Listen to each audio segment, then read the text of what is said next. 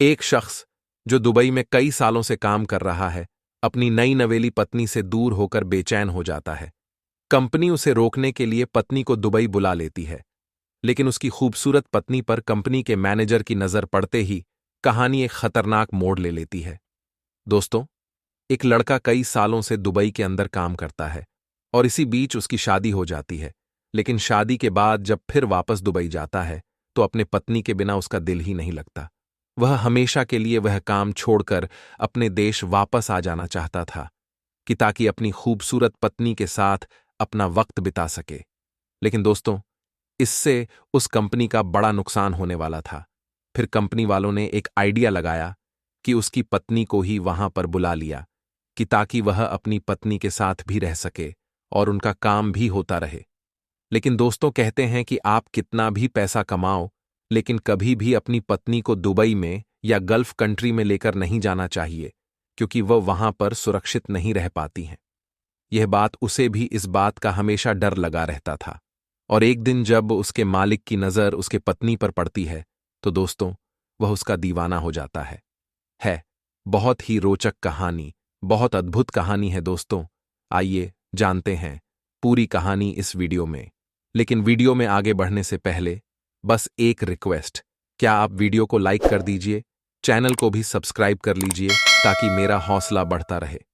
मित्रों, यह कहानी है उत्तर प्रदेश के जौनपुर की एक लड़का जिसका नाम सुनील होता है।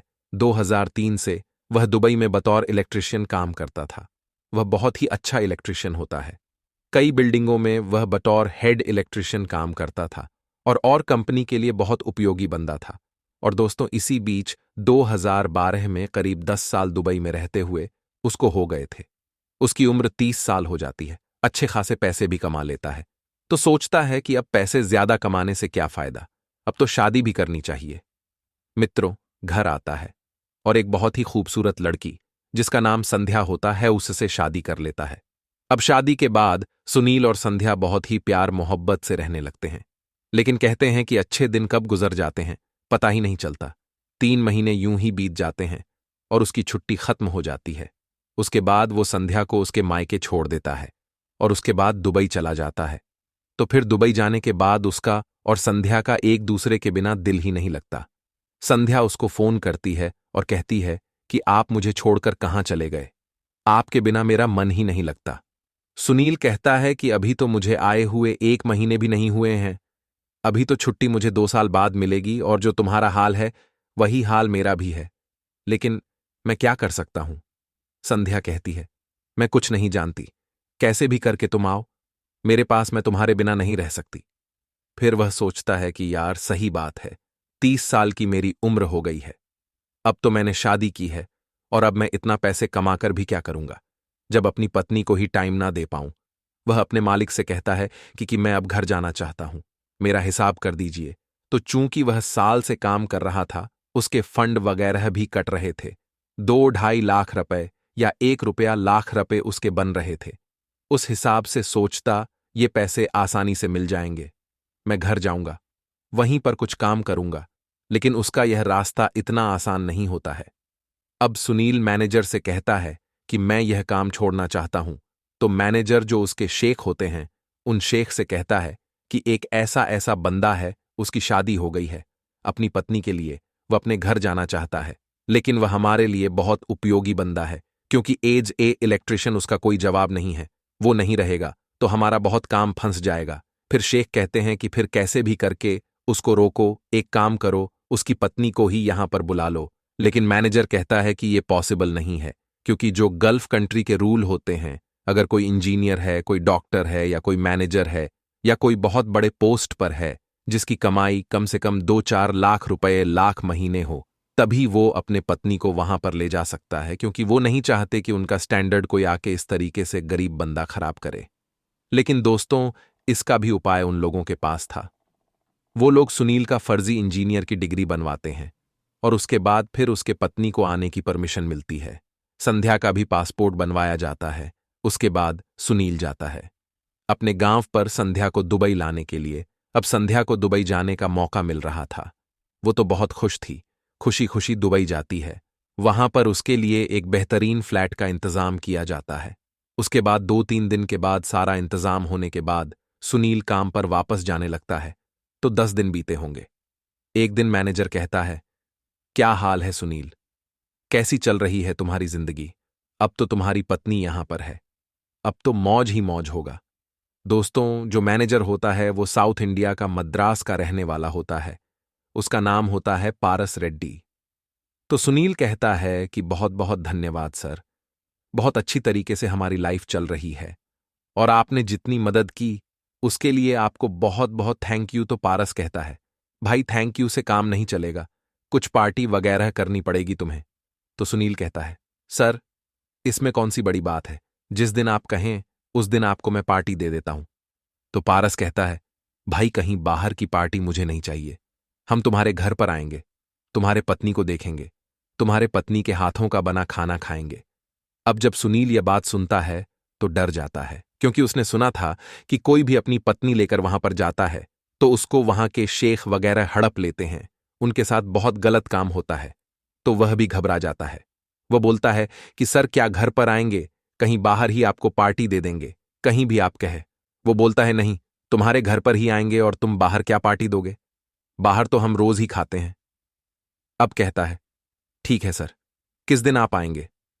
तो पारस कहता है, शुक्रवार के दिन छुट्टी रहती है, उसी दिन आएंगे। दोस्तों, शुक्रवार का दिन आता है। सुबह से ही सुनील और उसकी पत्नी संध्या उनके आव भगत में लग जाती है। कई तरीके के वो लोग खाना बनाते हैं और उसके बाद शाम को 8 बजे पारस रेड्डी और उसके साथ 2 और लोग उसके फ्लैट पर आते हैं और आकर हॉल में बैठ जाते हैं। अब दोस्तों, खाने पीने का इंतजाम था ही, उनके सामने एक से एक खाना आने लगता है। वह लोग खाते हैं, पीने वगैरह की भी व्यवस्था कर रखी थी और पीते हैं। रात 11 बजे तक पार्टी चलती है और इतने पीते हैं कि वो लोग नशा में हो जाते हैं। फिर जो पारस रेड्डी होता है कहता है, भाई सुनील, तुमने तो यार अपनी पत्नी का मुंह ही नहीं दिखाया हमको। वह कहता है कि सर क्या देखेंगे, गांव देहात के कल्चर की है, उसको शर्म आती है, घुघट में रहती है। दोस्तों, अपने पत्नी को बताना बचाना चाहता था कि यह लोग उसका चेहरा ना देखें, लेकिन जो पारस होता है वह जिद पर अड़ जाता है। कहता है, नहीं भाई, ऐसे थोड़ी चलेगा, मुंह तो हम देख कर ही जाएंगे। अब दोस्तों, चूंकि वो मैनेजर था, उसका मालिक था और 2 लोग थे, वह भी बड़े लोग थे, तो वह हार मानकर जाता है और संध्या से कहता है कि चलो तुम्हारा चेहरा देखेंगे। वह आती है, उनके सामने खड़ी हो जाती आती है। जब पारस देखता है, देखता ही रह जाता है। कहता, बहुत खूबसूरत पत्नी है तुम्हारी, काश ऐसी मेरी भी होती। जब यह बात संध्या सुनती है, शर्मा जाती है, उसके बाद वापस जाने लगती है।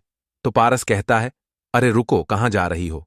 अपने जेब से सोने की चैन निकालता है और संध्या को देने लगता है। तो सुनील कहता है कि अरे सर रहने दीजिए, इसकी क्या जरूरत है? कहता, नहीं भाई, मुंह दिखाई दे रहे हैं। जबरदस्ती संध्या का हाथ पकड़ता है, उसके हाथ में वह चैन रख देता है। उसके बाद वह घर में चली जाती है। फिर उसके बाद ये लोग रात के 12 बजे उसके घर से निकलते हैं। उसके बाद अपने अपने ठिकाने चले जाते हैं और सुनील और संध्या खाना पीना खाते हैं। उसके बाद संध्या कहती है कि आज से इसको अपने घर पर मत लेकर आना, ये आदमी मुझे ठीक नहीं लगता और इस तरीके से मुझे बहुत डर लग रहा है। अब जो हुआ सो हुआ, आगे से ऐसा कुछ मत करना, मुझे बहुत डर लगता है। वह कहता है, अरे यार, कहाँ ये लोग रोज आने वाले हैं और डर की बात तो है ही है, हम लोग अनजान देश में हैं, अगर कहीं कुछ हो गया तो हमारी कोई हेल्प भी करने वाला नहीं रहेगा। फिर वह कहता है कि चलो, पारस अपने ही देश के हैं, हमारे साथ तो कुछ बुरा कर नहीं सकते, लेकिन फिर भी डर वाली बात तो थी ही। अब दोस्तों, फिर अगले दिन सुनील जब काम पर जाता है, पारस उससे मिलता है और कहता है, हाँ भाई सुनील, तुम्हारी पत्नी यार बड़ी दमदार थी और खाना भी बहुत अच्छा बनाया था। उसने तो अब हर फ्राइडे को तुम्हारे ही घर खाना खाएंगे। जब वह कहता है तुम्हारी पत्नी बहुत अच्छी है, सुनील बोलता है, थैंक यू सर, लेकिन मन ही मन उसे बुरा लग रहा था, लेकिन अब वो कुछ कह भी नहीं पा रहा था। अब शुक्रवार को फिर वो खाने के लिए कह देता है। सुनील जो है असमंजस में पड़ जाता है, लेकिन वह घर पे आता है। संध्या से कुछ नहीं कहता है, क्योंकि संध्या को बहुत बुरा लगता, वो भड़क जाती। अब फिर अगला दिन आता है, संडे का दिन। पारस जो है बिना बताए संध्या के घर पर पहुंच जाता है। डोर बेल बजाता है। संध्या दरवाजा खोलती है तो सामने पारस को देखती है अब जब उसको देखती है चौंक जाती है। कहती है, सर आप यहां पर, वह घर में नहीं है। तो कहता है कि मुझे पता है, वह साइड पर है। क्या तुम अंदर नहीं बुलाओगी? मुझे संध्या डर जाती है, लेकिन वह जानती थी कि यह बहुत बड़ा आदमी है। अगर इससे कुछ मैं कहूंगी उल्टा सीधा, तो क्या पता मेरे पति के साथ ही कुछ यह कर दे। वह अंदर चली जाती है।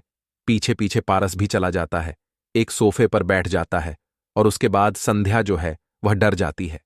एक कमरे में जाती है और सुनील को फोन लगा देती है कि वह आदमी जो है वह घर में घुस आया है। सुनील कहता है कि वह कैसे वहां पर चले गए। कहती हैं, कैसे भी करके जल्दी आओ। वह कहता है, मैं तो बहुत दूर हूं, लेकिन फिर भी आने की कोशिश करता हूं।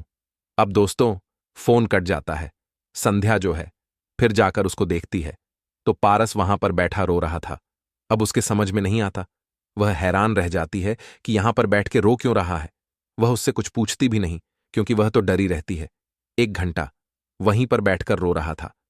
तब तक जो है वहां पर सुनील आ जाता है।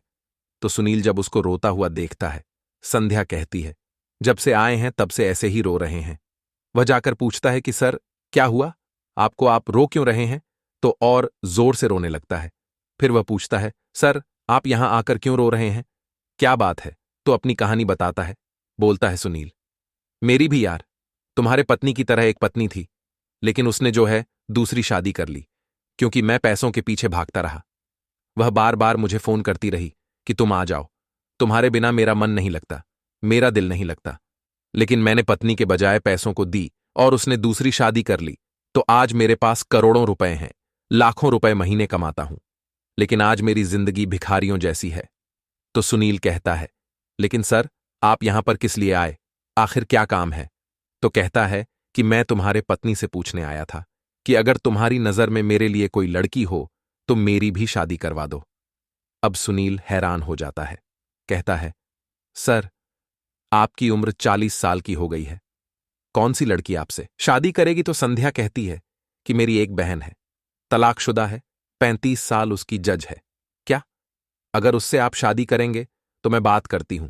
तो पारस कहता है कि कैसी भी लड़की हो, बस मेरी शादी करवा दो, क्योंकि घर पे भी मेरा कोई नहीं है।